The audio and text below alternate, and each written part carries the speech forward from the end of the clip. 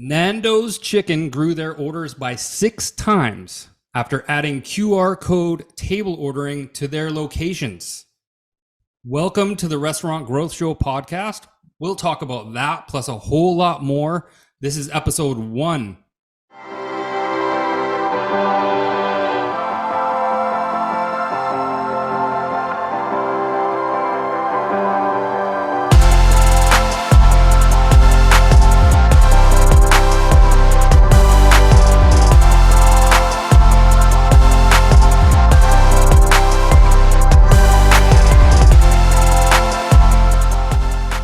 Hey, it's Gordon. This is the Restaurant Growth Show podcast where we talk about how restaurants can use their technology to boost their sales. We've got a lot to talk about this episode, but first, let's introduce our guests. First, we have Jose Albus, co-founder and chief growth officer at Moduurn. With more than 25 years of online marketing experience, Jose has successfully founded and operated companies in software and hospitality. Jose's passion is to continue to build technology to help entrepreneurs grow their businesses. Right beside Jose, we have Alex Cook, VP of Sales and also a co-founder at Moduurn. Alex's experience in the hospitality industry spans 30 years, including 16 years selling POS solutions throughout North America. Alex's deep understanding of consumer behavior led him to pioneer hospitality mobile ordering solutions. Lastly, who am I? I'm your host. My name is Gordon. I am the resident digital marketer at Moduurn. I specialize in demand generation, paid advertising, organic search, and email marketing strategy. I run a digital marketing program called 90 Days to Success at Moduurn, where I teach, you guessed it, restaurateurs how to sell their food online through digital marketing. Gentlemen, how are we doing today? We're doing awesome, Gordon.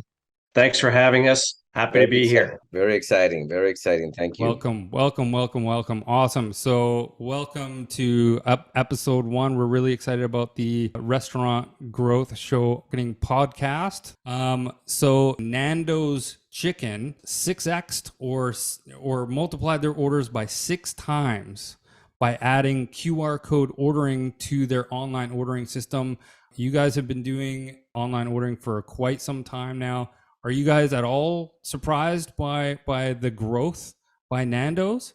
Not really. I mean, it's amazing to see that some of the pieces of technology are contributing so clearly to the growth of a company like Nando's or anyone. By the looks of it, they have implemented QR codes really well. I think that probably it's beyond just the simple QR code. I have a QR code that pulls a menu. I'm pretty sure that it is more. I have not seen it, but I'm certain that it is something that, if properly done, I'm going to think an increase in performance for a restaurant, especially during the times of where there is challenges with staffing. And why not? Yeah, absolutely. I would add there's no secret. There's a labor shortage out there, and it's one of the number one issues facing the hospitality industry, not just out here on the West Coast, but right throughout North America and beyond. And when you take a look at companies like Nando's, what makes it successful when they're going to the QR code table ordering is that they're invested into the program. And I think for anything like this, any sort of new program that we're implementing, if the restaurateur is invested, they'll see success. If they're not invested in it and they just sort of implement it with hopes that it's going to be successful, they're not going to see the results that they're hoping for. Absolutely. And it sounds to me like, Nando's is, a very well, obviously they're a very well-known brand. They've been around for quite some time. It's a very popular quick service brand down in the United States. And the ability for them to roll out sort of initiatives just like that, like the QR code ordering, the table service, kind of leads me into more of Jose's expertise here. Jose, in your experience, what are some of the ways that additional ways that multi-location organizations like Nando's can not only boost their sales, but they can optimize their operations similarly with QR codes? What's been your experience in that? Data. It's all about managing information. It's all about being able to structure information flow in a way that supports operations from a both centralized from headquarters all the way to also some independence at the location level, so that the organization can achieve two things. One, operate as an entity with a flow that optimizes operations, but most importantly, that at the location level, they have the flexibility and the capacity to actually serve that local surrounding neighborhood that may have that nuances and differences that will make them successful at the local level. So it's a global optimization, but also empowering the location so that they can actually give that personal service that all eaters usually enjoy so much. Absolutely. Alex, with your background in POS, working with restaurateurs and operators, what are some of the differences in pain points that you have seen with restaurateurs during the pandemic and post-pandemic, and I use air quotes? Good question. So let's go during the pandemic. The biggest challenge facing restaurateurs of all different types during the pandemic, especially those who had in-seat dining, was the fact that they lost their in-seat dining. And then they're also competing with the dollar of delivery companies. So the DoorDashes, Uber Eats of the world, which were taking a healthy profit. And that was the number one pain point in the hospitality industry, but also it's one of those services they couldn't live with and couldn't live without. They were providing a valuable service, but they were also cutting into their profit margins. So, when we look at a situation like this from a restaurateur's perspective, they have a lot invested in their company. At the end of the day, they need to be able to have some sort of profit level. If they're giving it all away, then what's left at the end of the day? You're basically providing yourself a paycheck. So we take a look at how we can put the ownership of the app and the brand back into the company's hands and help them keep some of that profit. And we do that through both takeout and also delivery. We'll talk about data later. When I look at as the pandemic is starting to be in our rearview mirror, the main thing facing us right now, the main challenge for hospitality operators is the shortage of employees. The delivery side is still there. That's not a question. And I think as we move away from the pandemic, it's about understanding what is the right online ordering solution for your business moving forward, and understanding the power of online ordering as a customer facing tool that can help provide a restaurateur with so much information, both at the table level, takeout, delivery, that they can use this to help build their clientele base, but also maintain it and also create customer loyalty so the customers are coming back on a regular basis. And that's what I see right now is how do we deal with this employee shortage? The QR code ordering is one solution. Everybody has a phone now. Everybody understands how QR codes work.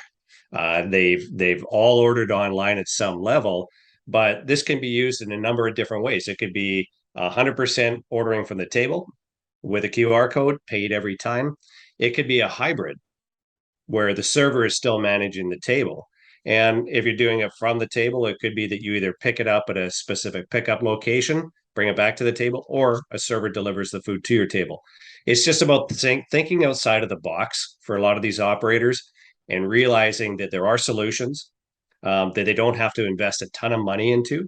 If we take a look at self-order kiosks, which has come up on a regular basis, that costs a lot of money. You have to invest in the hardware. There's new software. Everything needs to be rewritten in a code that works for the kiosk. The reality is we all have a kiosk, every one of us. So this is a self-ordering kiosk at the table. That's a great point. I never really made that connection. The handheld kiosk. I think that's a great point. Yeah, I agree. And I think that the other piece that that we hear a lot is that with that complaint, it creates a lot of noise, and only a few restaurateurs, I would say, have come and realized that or that know enough their business and their operations that they understand how many people could be replaced, but not replaced like taking the job away, but replaced by in terms of operations for efficiencies through a QR code. Like some may understand that from 5 staff running around in the restaurant, they could go down to 2 or sometimes 1, just because of the QR code. Only one person that actually goes, picks up the food, and has all that personalization, that information of the customer that's there in the table before they even talk to them the first time. Is Mr. Alex, how would you like the same steak like as before? We know that you've ordered it before, and they can give a further further service that doesn't require for you to be memorizing, to be that awesome waiter that it memorizes all the information of the regulars. Anybody could have an experience as a regular. Everybody could be treated as a VIP. That's medium rare, by the way. That's how I like my steak. I'm going to make one more point on this, and this is something we talk about with businesses, and we hope that this really sets in. We're not out there to try to take away any jobs from service staff or employees, but the fact is, if you're struggling trying to find employees, you still are trying to create a business model that's going to work for you and your customers. I have a saying out there, and this is what we talk to with our clients, that this is the cheapest employee that you can hire. And tell me another employee that can do customer acquisition, customer retention, customer loyalty, do table delivery, take out orders, organize them, and do delivery right to the home for a small monthly fee. Think about that. And memorize by the last time that they came, what they ordered, why they prefer, and all of those details that make the user experience or the guest experience so powerful. Yeah, I mean, that's a great point. The level of personalization that we're really getting into, that restaurants necessarily aren't used to automating, are beginning to conceptualize what that is like and how to roll that out with certain programs. So pivoting a little bit of our conversation, there seems to be, from a macro level, from an industry level, a bit of a dip, I guess you would say, for various reasons, in terms of consumers ordering online, especially from restaurants, over the last few months. Is this, in your opinion, and this question can go out to the both of you, is this a trend? Are we trending downwards? Is this something that you've seen before? What's happening here? I'll take I don't think it's dipped as much as it's plateaued, but that's a natural evolution of what's happened in a post-pandemic era. So during the pandemic, when there's no table seating, everybody is ordering online. So now that table seating is opened up and we're in summer and people are traveling again, it's only natural that we're going to see a plateau or even a slight dip, as you said, Gordon, when it comes to online ordering. Long term, I think we're just at the beginning of where this whole industry is going. And as we move into fall and winter time, well, guess what? All these restaurants that are super busy right now in the summertime are going to be looking for ways to get their sales back up again when it naturally slows down, which typically in most markets, not every market, because some actually do better in the winter, but they will slow down in certain parts of fall and winter compared to spring and summertime. Yeah, that makes a lot of sense. I mean, just thinking about, weather, obviously it's nice outside. I don't mind walking down to, my favorite restaurants close by. Tend to order delivery or takeout a little bit less during these warm months. But man, when it gets cold out, I think that, yeah, I'm definitely trying to stay warm at home, under the covers, and get that takeout, get those pizzas delivered right to my front door. So I guess that does make a lot of sense. Also, employees are going to be coming back to work. We're going to see more employees in the office as we start to get back to normal, more and more, but even more so as the summer's ended. People are finishing their summer holidays. The kids are back in school. Well, now we're back into these programs. We have to take care of feeding the kids and the family, and we're on a much tighter time budget. So how do we manage that? And I think that's why you're going to start to see the interest pick up again as soon as we hit beginning of September.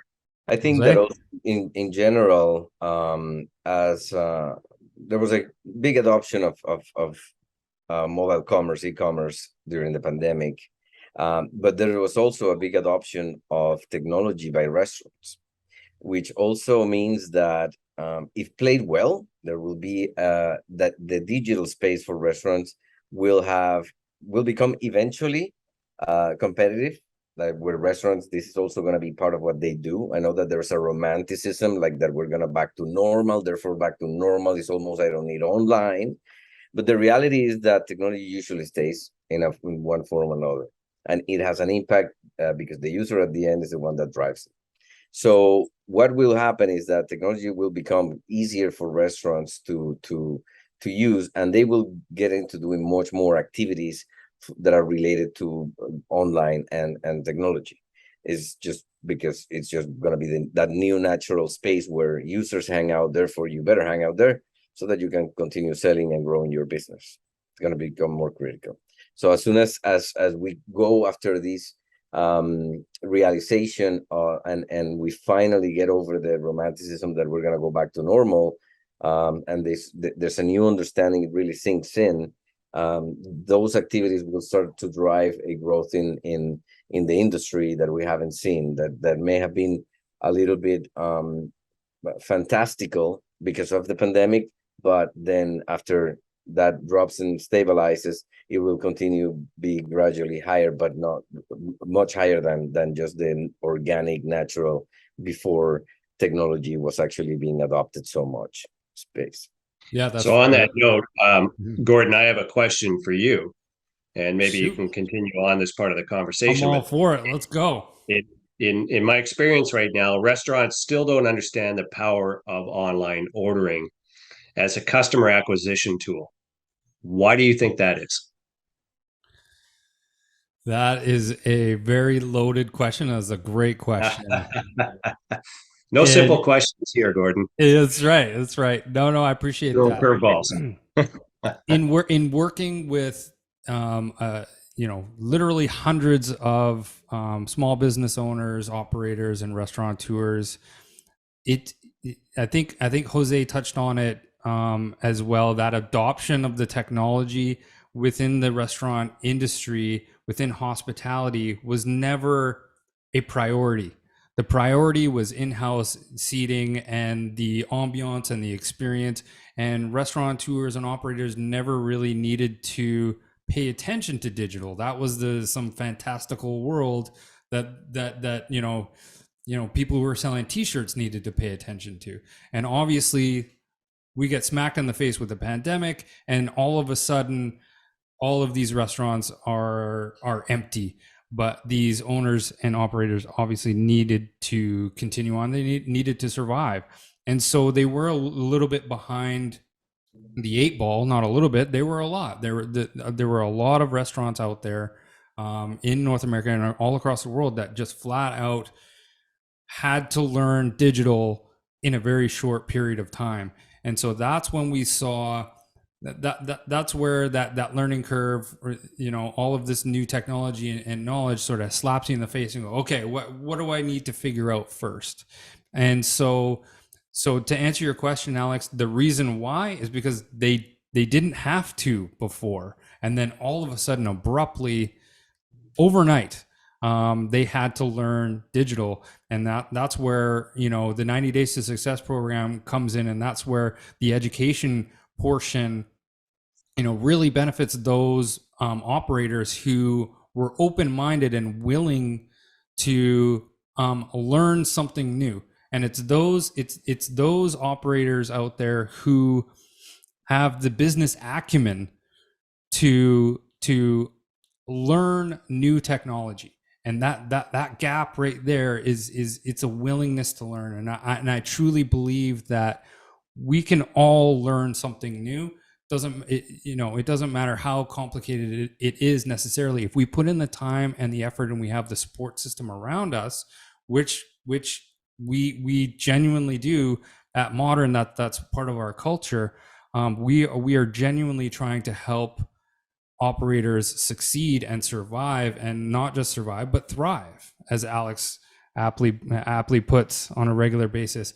And so we're not asking you to learn how to code. We're not asking you to create a website or anything like that, but there are some basic fundamentals that we love to walk these operators through.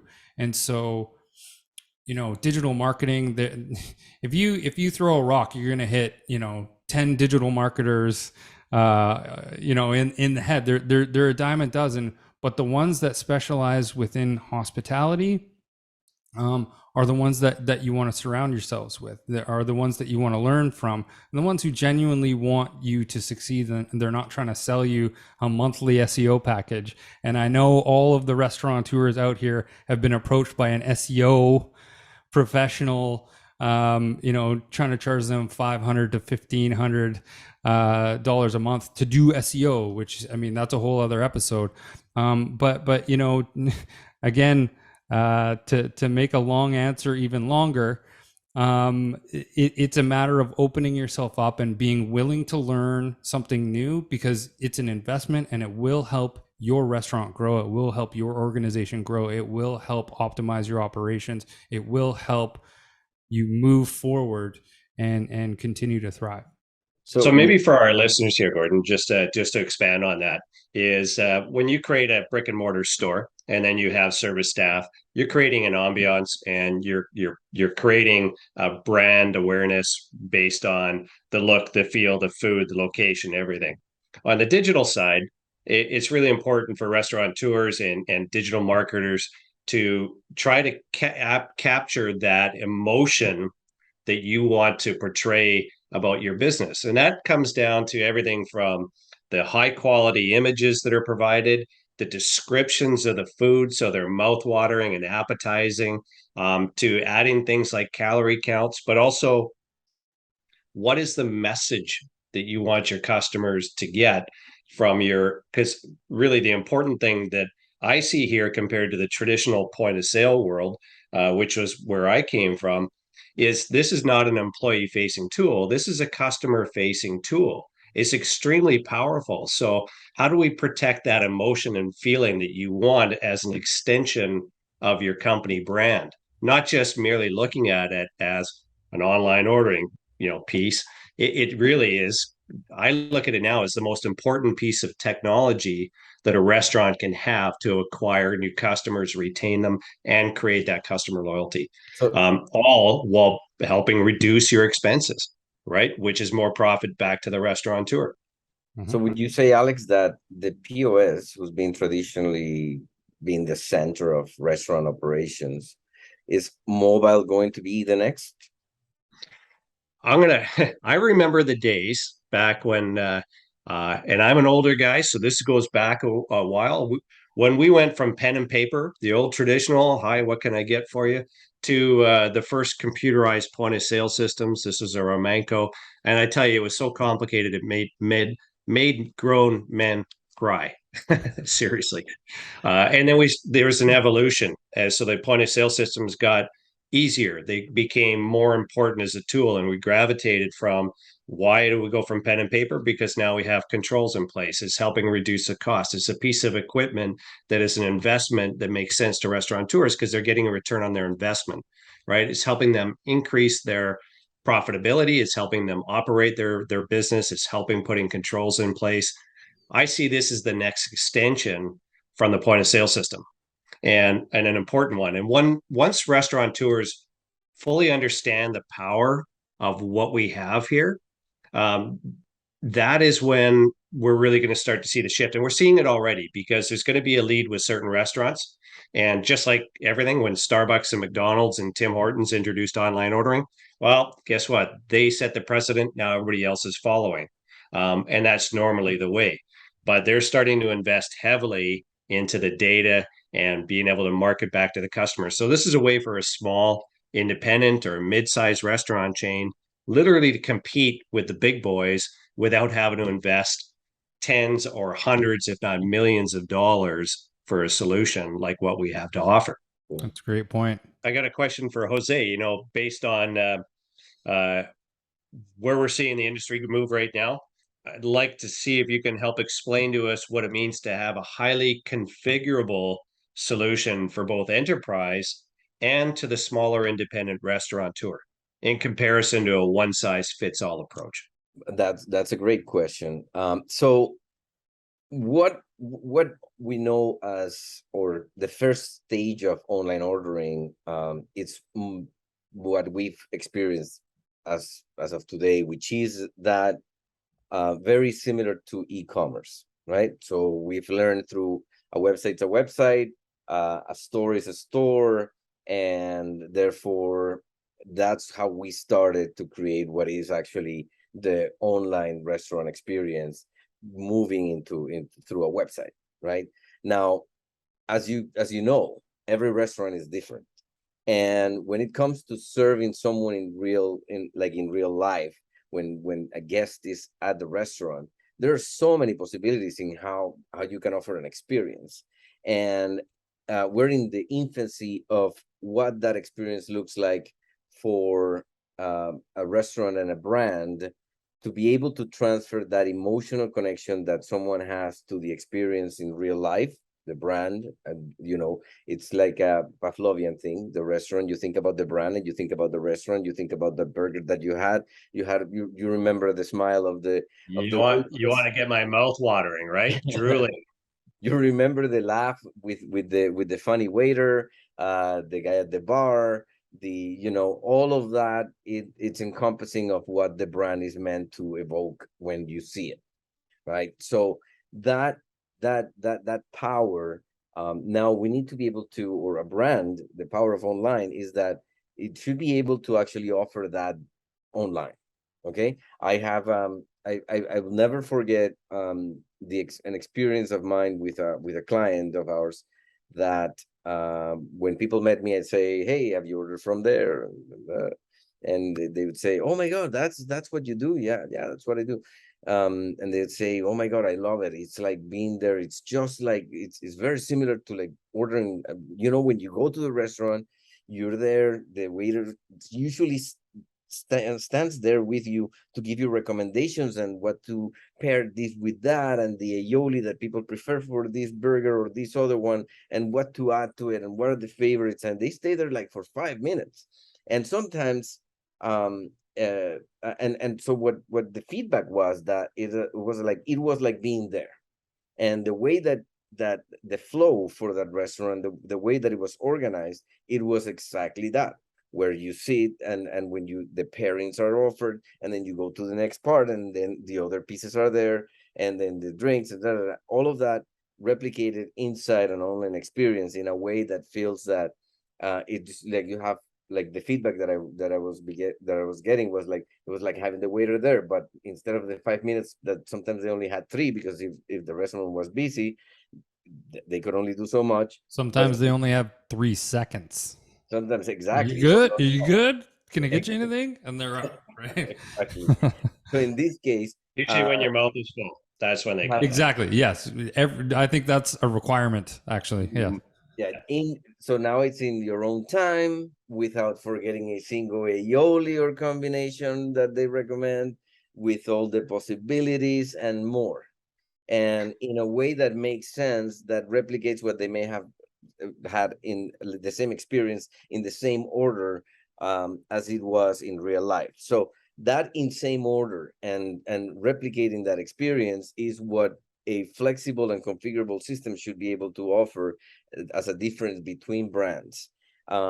Additionally, there's different ways of serving. Like now, yes, we know takeout, delivery. But nowadays, I mean, we have the table service or QR code, Classroom delivery. Classroom delivery. There's stall ordering. In-room dining. McDonald's, you come, and there's a stall there that you park, and you start making calls and stuff. As you place it, put the stall number, they bring it to you. Curbside pickup, you arrive and then describe the car, and then they look for the car, they bring it to you. Very similar, but the difference is that, for example, as much as they're very similar, there's subtleties that make the experience different. Where you come, it's like, this is a spot, another preferential experience, that I park in stall 1, and I'm here with the kids waiting, and I have the time to order, and everybody, they feel like they're in McDonald's without leaving the car. So you don't have to be rallying them around and everything like that, but you're having at McDonald's, let's go to McDonald's, but you never left. So now I read, I just to add to that, I read recently that there's a big national chain. I'm not going to name who it is, but they're currently testing out drive-through without going to the big speaker menu board. But the drive-through is all going to be used. I keep pointing to my phone with the device as the ordering tool. Now, if you've ever seen one of those menu boards, they're definitely not cheap. Those are tens of thousands of dollars. But the purpose of this pilot for this particular chain is to improve the experience and improve the expediency of getting that order back to the customer. And they've done enough testing already to prove that this works. And once the pilot's complete, we will likely see this chain wide right across the country. And I think that's part of the configurable part that we're talking about is as we understand the solution that's in front of us and we have it in practice and we want to extend it or grow it or add more features or functions in our business, a highly configurable solution will adapt to our business needs instead of the other way around where we have to adapt to the flexibility or lack of whatever the system has to offer. Mhm. That chain is McDonald's, isn't it? You don't have to say. You don't have It's to say. not, but I won't say who it is, Well, but I'll tell you it's not. They're, I McDonald's. mean, they're but- making really, really big moves in the digital space, and they are all in on mobile ordering and e-commerce. So what they do that are they and McDonald's because it's already out there uh is that actually they haven't gotten it completely fine-tuned, especially here. They do have the geofence to locate the distance of the car and the busyness of the drive-through, so that when you place the order, they time the production of the order depending on the geofence where you're located, and if there's a line, they calculate everything so that you go through it like if you were placing an order on like spoken, but it's a little bit faster, and it's timed exactly so that it's the maximum experience of the order by the time you pick it up. similar to the back of house speed and efficiency that they've become famous for, right? That's what that's right. You know, the success of these fast food chains has been about their innovation on how quickly they can get the product to the customer. You know, an interesting part though, when we take a look at these national organizations, they are paving the way, but essentially a smaller independent restaurant, they don't even have to have a traditional drive-through as we know it, but they can create a drive-through that would work very similar using, again, the technology that costs a small monthly fee without having to go through all the research and development of putting this together, hoping it might work, right? So the risk is really quite minimal to even try or pilot, but you have that flexibility, that configurability to grow with your business needs as needed. So You know, who would have known we would have been in a labor shortage a year and a half ago? That was a big surprise to a lot of people, not everybody, but to a lot of people, it was a big surprise. Caught everyone off guard. correct, I agree, and I think that it was it was definitely a surprise. Nobody saw that that something like that could happen, that if a particular labor segment shrunk, then it would not come back the same way when it opened up It again. dispersed, really. Once those people left for other industries, they're not coming back into the industry again. For a ton of a ton of different For a reasons. while. and- It's going to yeah. take, it's going to take time for it to recorrect itself. It has to be new fresh blood. So I have a question for both of you, because I have a lot of thoughts about it, but at the same time, I usually like to see what others think. Is that, what do you think is that ethos, that point of view that gets in the way of the small restaurateur to think, or and this is of course a hypothesis there, that what the big brands doing, it's not gonna work, or is it what the big brands doing is gotta be so expensive? So if a solution provider is able to, at a very affordable and return investment, safe proof way of delivering or offering this, what gets in the way of them seeing that it is available to them too? That's a great loaded question as well.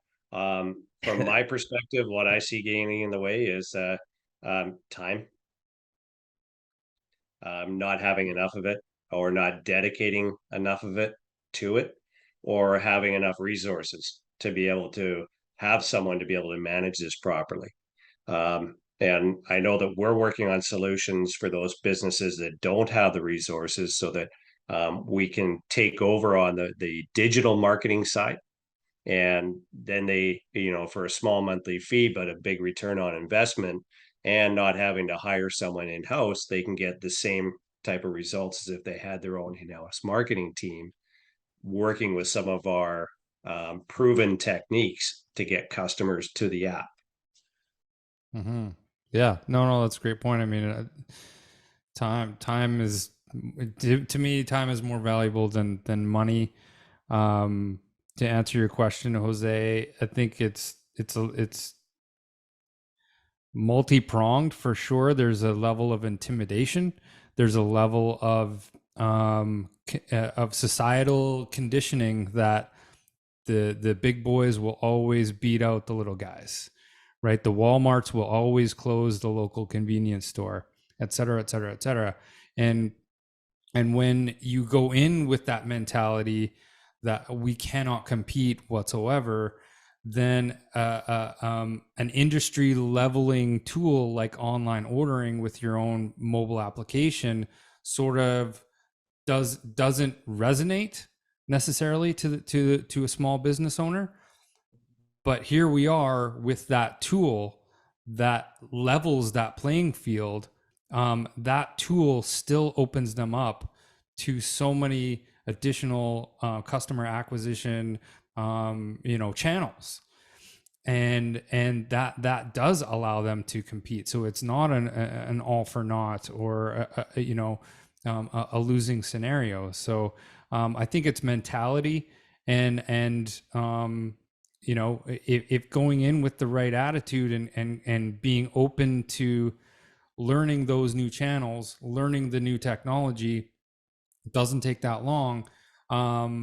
You really can, maybe not compete with McDonald's, but you don't have to directly compete with a McDonald's. You can definitely compete in your space and thrive and do well. Well, I would go also just to carry on that note. I think there's a lot of education from our side, when we're working with clients, because there's that old saying, you don't know what you don't know, and they're still not fully understanding what is capable from them when we're moving into this new type of technology. So we're doing our best to work with clients and educate them, but there needs to be a buy-in. So they got to believe in what they're investing in. And they also, as we talked about earlier, they have to partner. So they also have to invest themselves into the product to get the outcome. And that's where we started this whole podcast. Mm-hmm. Is, in what are we investing in? Why are we investing in it? And how much do I need to invest myself as a business owner to get a good return? And why should I invest? And those are the questions they need to start asking themselves, and know that there is an answer and there is some mentorship along the way, but they also have to be open to it. And most importantly, they need to make time for it. If they don't make time for it, it's no different than saying, here's a daily special, but I'm not going to put it on the menu board. I'm not going to put it on the menu. I'm not going to tell the servers. And at the end of the day, I'm going to wonder why I didn't sell any specials. It's because no one knew it existed. Mm-hmm. It's true. It's true. Yeah. Flip that around. If people know it exists, you're invested in it, the messaging is clear. Guess what? People are going to buy into it. Mm-hmm. But Actually, it takes two to tango. Absolutely, and Right? and the sad part is that I sound like an old man when I say that, right? It takes two to tango, but I am an old man, so What's I'm okay tango? with it. It takes It's two to not new rave. though. It's not new. It takes two to yeah. To rave. To rave. That's still old. That's 40s.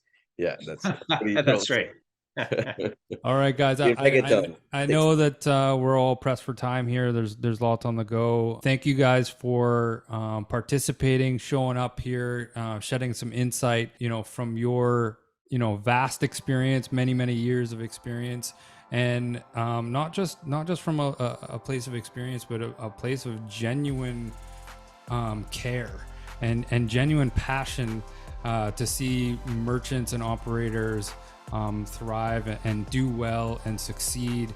I echo those sentiments. I genuinely care about the people that I work with, not just within our organization, but outside it as well. So I want to thank you guys for spending the time. I want to thank the people for tuning in to the Restaurant Growth Show, episode 1. This has been a blast, and I can't wait for episode 2. Thanks, guys. Me too. All right. Thank you, Gordon. Thank you, Jose. Thank you, guys. Have a great day. Awesome. Okay. Love that we can keep going on forever.